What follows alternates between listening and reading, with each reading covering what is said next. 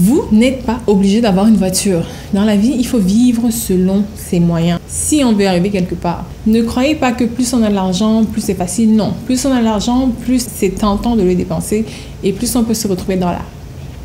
Hello, hello my beautiful people, bienvenue sur ma chaîne YouTube Maggie Closet. Alors j'espère que tu vas hyper méga super bien. Moi je vais super bien. Aujourd'hui on va parler argent. Oui, une fois de plus, on va parler argent. Parce que dans la vidéo précédente, je vous avais dit, je vous avais montré des façons de gagner de l'argent supplémentaire par mois. Mais si vous gagnez 1000 € par mois de plus et vous n'arrivez pas à gérer cet argent, ce n'est pas avec 1 million que vous arriverez à vous en sortir. Ne croyez pas que plus on a de l'argent, plus c'est facile. Non, plus on a de l'argent, plus c'est tentant de le dépenser et plus on peut se retrouver dans la... Donc aujourd'hui on va parler de ça, de la gestion de l'argent, mais avant de... Et en plus on va prendre un cas pratique.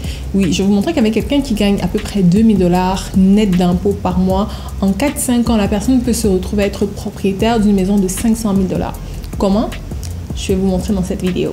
Mais avant, je vais faire ma petite publicité. La perruque que je porte aujourd'hui, c'est Charisma. Oui, je l'avais présentée il y a hyper longtemps, en 2018. Là, oui, elle a déjà plus de 2 ans.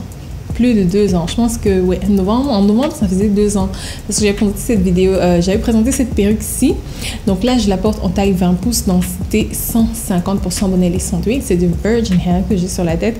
Et vous voyez qu'après 2 ans, elle est toujours là. Elle est toujours en place. Elle est toujours belle. Donc, toutes les perruques Maggie Closet sont bien, évidemment, garanties d'utilisation 18 mois. Hein. Avec un bon entretien, vous avez au moins pour 18 mois. Là, ça fait 2 ans. Donc, si vous êtes intéressé par la perruque, je vais mettre le lien dans la barre d'infos. Elle est disponible sur mon site internet maggiecloset.com. Je vais mettre le lien dans la barre d'infos. Donc, maintenant, suivez-moi sur les réseaux sociaux et on va commencer tout de suite. Bon, alors aujourd'hui, on va parler argent. Oui, c'est très important la gestion de l'argent. On a tendance à le négliger, mais c'est très important. Et je veux qu'en 2021, toutes les personnes qui regardent cette vidéo-là, vous soyez à l'aise financièrement. Et ça ne dépend pas forcément de combien est-ce que vous gagnez par mois. Non. Je vais vous prouver maintenant comment. Donc, ce qu'il faut savoir, c'est quoi? C'est qu'il est important d'avoir un registre. Il faut que vous teniez un registre au moins par mois. Un registre de toutes vos dépenses, de vos entrées d'argent et tout. Et ça va vous permettre de gérer plus facilement vos finances. Donc, vous allez mettre dans quoi? Vous pouvez prendre un fichier Excel. Prenez un fichier Excel ou autre. Vous mettez dans la section revenus, quel est votre salaire net d'impôt, après toutes les retenues à la source. Là, on va prendre par exemple le cas de quelqu'un qui gagne 2000 $ net d'impôt. 2000 $ canadiens. Je parle du cas canadien parce que moi, j'ai vécu au Canada. Donc, maintenant, cette personne-là, je prends mon petit carnet. Je vais noter ici, là. Donc, cette personne-là, elle a plusieurs types de dépenses. Donc, elle a peut-être son loyer. Il faut savoir que votre loyer ne doit pas dépasser la moitié de votre salaire mensuel. Non, vous ne devez pas prendre un loyer qui va dépasser... Normalement, c'est même le tiers. On dit souvent que ça doit être le tiers de votre salaire, mais n'allez pas au-delà de la moitié parce que sinon, vous pouvez facilement vous retrouver dans la merde. Donc, prenons donc le cas de quelqu'un qui gagne 2000 $ net d'impôts par mois. Automatiquement, ça c'est systématique, ça doit même être un réflexe. À chaque fois que vous avez votre paye qui tombe dans votre salaire, vous prenez 10% de cet argent, vous le mettez dans un compte à part. Oui, vous séparez vos comptes. Maintenant, il y a beaucoup de banques qui offrent des taux vraiment très bas avec des frais vraiment bas. Bon, je parle du Canada, par exemple, mais vous pouvez avoir 2 comptes bancaires séparés. Donc, vous prenez 10% systématiquement de votre paye. 10%, vous le mettez dans un compte ailleurs. Donc là, vous allez en fait vous comporter comme si, au lieu de gagner 2000 $ net d'impôts par mois, vous gagnez plutôt 1800 $ net d'impôts par mois. Donc ça doit être comme ça dans votre tête. Ça doit être automatique. Donc une fois que vous avez mis cet argent de côté, il vous reste donc maintenant 1800 $. La dépense la plus importante, c'est le loyer, comme j'ai dit tout à l'heure. Et votre loyer ne doit pas dépasser 50% de votre salaire mensuel. Donc, on va prendre le cas, par exemple, de quelqu'un qui vit seul. Seul ou bien avec quelqu'un d'autre. Parce que moi, je sais qu'au Canada, vous pouvez avoir un appartement de 2 chambres à 700 $ par mois. Donc, si vous prenez même, on va prendre 700 $, un gros chiffre, 2 chambres. Si vous voulez, vous pouvez même mettre la 2e chambre en colocation, ça ne vous dérange pas. Ou vous cherchez un appartement à 1 chambre. Donc là, ce serait peut-être dans les 550, 600 $, c'est possible. 650 $, c'est possible. Donc, vers les zones comme La Salle ou bien même Laval, Châteauguay, vous pouvez, Montréal-Nord, vous pouvez avoir des appartements à ce prix-là. Donc, on va prendre grosso modo 700 $. Donc, ça vous avez un appartement qui vous coûte 700 $ par mois. Donc, là, il vous reste combien? Il vous reste 1100 $. Et ces 1100 $ là, vous allez maintenant vous allouer un budget pour la nourriture. Oui. Donc, vous devez tenir votre registre à jour. Chaque fois, hein, vous devez chaque fois tenir votre registre à jour. Normalement, si vous êtes employé, vous avez un salaire fixe, vous n'avez pas d'autres sources de revenus, ça devrait être pas mal la même chose chaque mois. Donc, vous allez prendre votre registre, vous allez insérer maintenant dans la case nourriture. Bon, si vous êtes une personne, moi par exemple, par expérience, je peux dire que avec 400 $ par mois, vous pouvez bien manger. Si vous vivez seul, vous pouvez bien manger avec 400 $ par mois. Donc, vous allouez, mettons, 400 $ comme budget pour la nourriture. Bon, maintenant, comme vous avez 1800 $, ça ne veut pas dire que vous êtes obligé d'avoir une voiture. Non, vous n'êtes pas obligé d'avoir une voiture. Vous n'êtes pas obligé d'avoir une voiture. Dans la vie, il faut vivre selon ses moyens. Si on veut arriver quelque part, il faut vivre selon ses moyens. Évitez de vivre au-dessus de vos moyens. Ce n'est pas bon. Donc, vous n'êtes pas obligé d'avoir une voiture. Vous pouvez prendre les transports en commun. Donc, la prochaine dépense, ce sera quoi? Le transport. Et au Canada, par exemple, si vous prenez le transport en commun, avec le bus, le métro, ça vous revient peut-être à entre 80 et 100, 130 $ par mois, dépendamment de où est-ce que vous habitez. Mais on va prendre un chiffre grosso modo. On va mettre 100 $ pour le transport.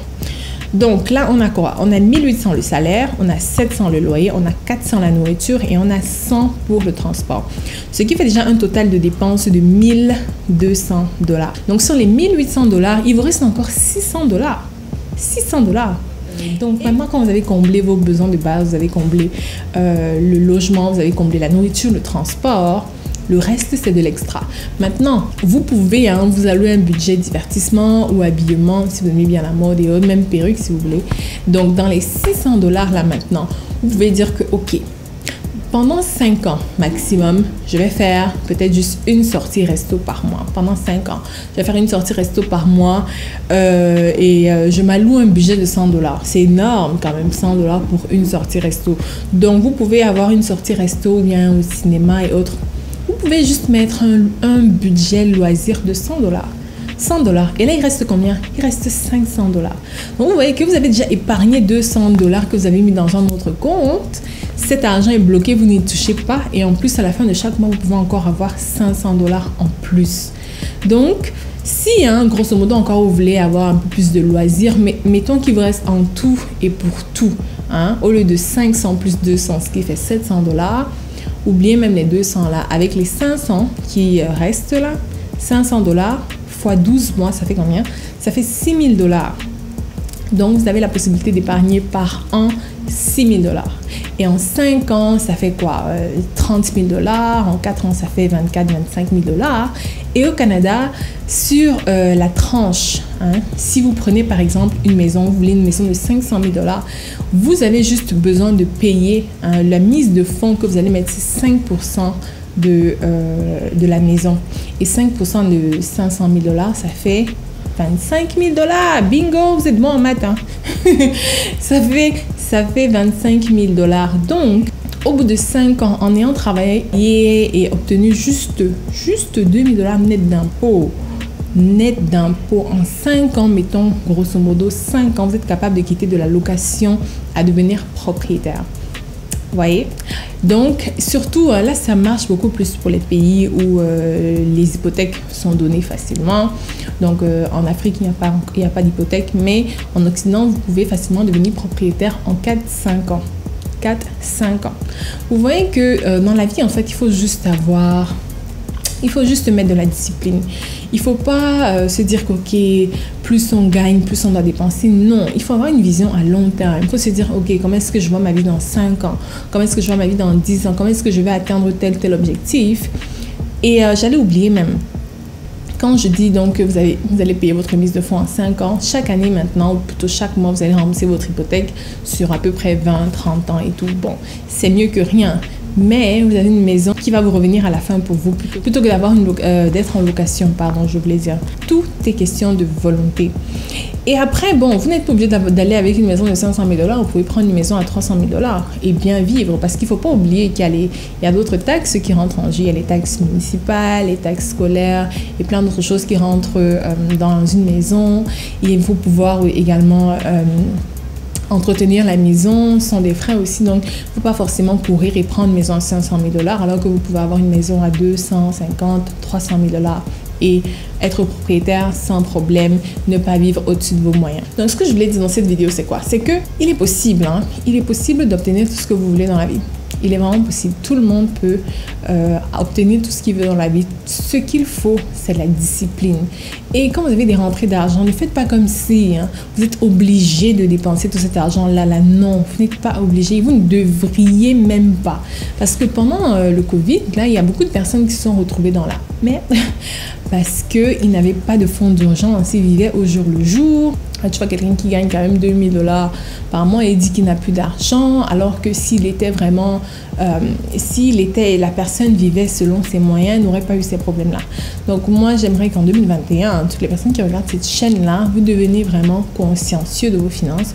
Vous les prenez par le devant de la main, quitte à faire quelques petits sacrifices, et même là, ce n'est pas énorme, juste ne pas sortir tout le temps, ne pas aller tout le temps au restaurant, ne pas manger tout le temps dehors, parce que quand vous mangez chaque fois dehors, vous allez dire, oh bon, c'est juste un plat à 10 $. 10 $ chaque jour, ça devient beaucoup par mois. Si vous mangez 10 $ chaque jour, en une semaine, ça fait 70 $. 70 $ juste pour le midi, parce qu'il faut dire que vous devez manger 2 fois par jour. Donc ça fait 140 $ par journée minimum, si vous décidez que vous mangez juste à midi et le soir par semaine. Et 140 $ x 4, faites le calcul.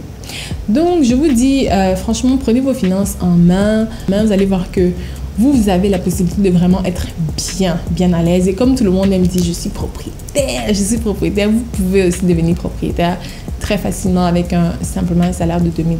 Donc, j'espère que vous avez aimé la vidéo. Laissez-moi savoir en commentaire. La petite veste que je porte aujourd'hui, elle provient de ma deuxième collection de vêtements, Maggie Closet Mode.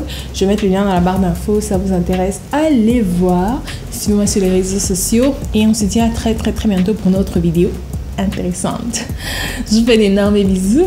Abonnez-vous, abonnez-vous à la chaîne, ne partez pas sans vous abonner. Cliquez là en bas sur s'abonner en français ou subscribe en anglais et activez les notifications pour être au courant à chaque fois que je publie une nouvelle vidéo. On se dit à très bientôt. Je vous fais d'énormes bisous. Bye bye.